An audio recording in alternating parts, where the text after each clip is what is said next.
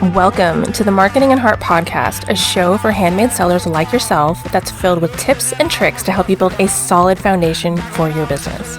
I believe if you made it by hand that you should market it with heart. Now let's get on with the show. Well, hey there, podcast friends, and welcome back. This week we are talking about how to overcome artist imposter syndrome, something I think we all go through at some point because artists and Etsy craft sellers are often their own worst critics. This is especially true for those that actually do suffer from artist imposter syndrome. This condition causes an individual to feel like a fraud, regardless of any evidence to the contrary. This can lead to anxiety and depression.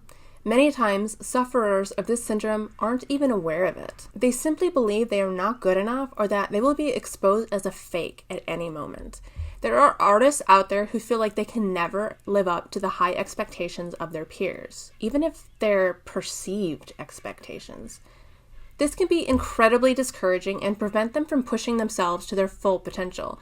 In fact, some would-be artists never even allow their work to be shared with the world, and that's a really sad thing now more than ever, when the world could really use some joy.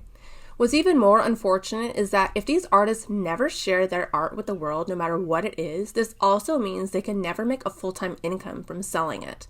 They will never experience the humbling feeling of someone loving your work so much that they want to give you money to have it in their lives. And that's what we're all about here at Marketing and Heart. Before we continue, if you yourself suffer from artist imposter syndrome, I'd like to emphasize that I once saw an article that showed a trash can in an empty room, and this was called art at a museum. Listen to that again if you need to. So in this episode, we'll explore the symptoms that artists and crafters may experience and some things that they can do to overcome their imposter syndrome and start sharing their art with the world, and maybe even open an Etsy shop to start making some money doing what they love. First things first, what is artist imposter syndrome? Artist or creative imposter syndrome is a term that has been around since about 1970. The term was coined by psychologists Pauline Clance and Suzanne Imes in a paper that was published in the Journal of Personality and Social Psychology.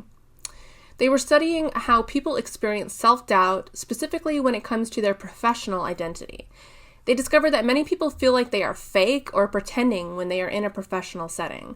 They may feel that they are even playing a role and that they will be exposed as a fraud at any moment at work.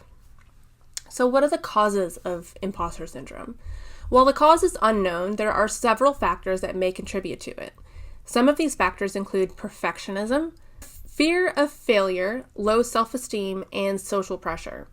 Research suggests that upbringing and family dynamics can play an important role in the development of imposter syndrome. This is because parents who are constantly pushing their children to achieve goals can contribute to imposter syndrome. It's also possible that people with low self-esteem may experience imposter syndrome more frequently than those with high self-esteem. If this is the case, people with imposter syndrome may have a more difficult time coping with failure. Individuals who experience imposter syndrome are more likely to be introverted, anxious, and perfectionist, and are likely to have some of the same symptoms like anxiety, depression, and low self-esteem.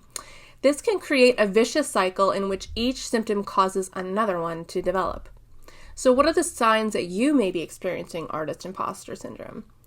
The symptoms can vary from person to person, but there are some common symptoms. Many people feel like they are not good enough or that they are faking their talent. They may also have a fear of being found out, of what I don't know, and often feel like they're the only one who experience these feelings. Other common symptoms include self-doubt and self-sabotage, unhealthy perfectionism, procrastination, and the worst of the worst, negative self-talk. To be clear, artist imposter syndrome is not a mental health disorder. It's just a common experience that can affect anyone who works in creative fields. I've gone through it myself, and I know many other people have as well. The real question is, do we all experience it and just don't talk about it? And if so, how do we overcome it? We all have our moments of self-doubt. It's possible to overcome artist imposter syndrome and start acting on your creative desires, regardless of what others might think. Overcoming this syndrome is possible with a few key tips. One is to realize that everyone feels like an imposter at some point in their career. The important thing is to keep going and not give up on your dreams. Recognize that you are a unique person with your own set of skills, talents, and experiences that no one else has. Be sure to surround yourself with other people who support your creative pursuits and think like artists or entrepreneurs. This is a great way to stay positive and keep your confidence up. And on to number 2, don't compare yourself to other artists. While it is natural to want to be as good as your peers, you should never compare yourself to them. Instead, focus on improving yourself and making a name for yourself in the industry that you love. Make sure to do the best work that you can. As an artist, when they feel like they're an imposter, they tend to slack off on their craft, and this will eventually lead to self-doubt in the long run. Number 3, try looking to other successful artists for inspiration. You should never ignore influences and always seek out new ones. And by this, I again emphasize, do not compare yourself. You should see your successful peers as cold hard evidence that you have nothing to worry about. You have proof through their success that yours is highly likely too. And trust me, those successful artists are their own worst critics. So what you see is not what they see. Number 4, when you put your authentic self out into the world, you will attract those like you. You'll also attract some trolls, but trolls are actually a sign of success. Stay positive and don't let negative thoughts stop you from progressing. And don't feed the trolls. Hi, trolls! Number 5, accept your faults and don't be ashamed of them. Don't forget it was Bob Ross who said, "We don't make mistakes, we make happy accidents." Everyone makes happy accidents, and it's important to learn from them. When you do this, you can better yourself for the future, as you will be more able to recognize your own faults and make the changes you see fit. Number 6, don't take the opinions of others too seriously. They are often wrong and will never truly understand your vision. What's that saying? Opinions are like buttholes. Everyone has them. I've been running my handmade business since 2011, and I can't tell you how many times people have offered me unsolicited advice on what I should or should not be doing. If I'd have taken their advice, I'd have never accomplished my dreams of turning my jewelry business into a full-time 6-figure income. And the last tip, number 7, don't be afraid to ask for help. You should always seek out feedback from others when you are unsure about something. And when you do, don't be afraid to take that advice with a grain of salt. Take what you need and leave the rest. I've learned from experience that sometimes you'll get better advice from a stranger than a close friend or family, which is why I think it's super important to find an online community of other artists or handmade business owners that you can talk with. Shameless self-plug time. Check out community.marketingandheart.com to join my community. I would love to see you there.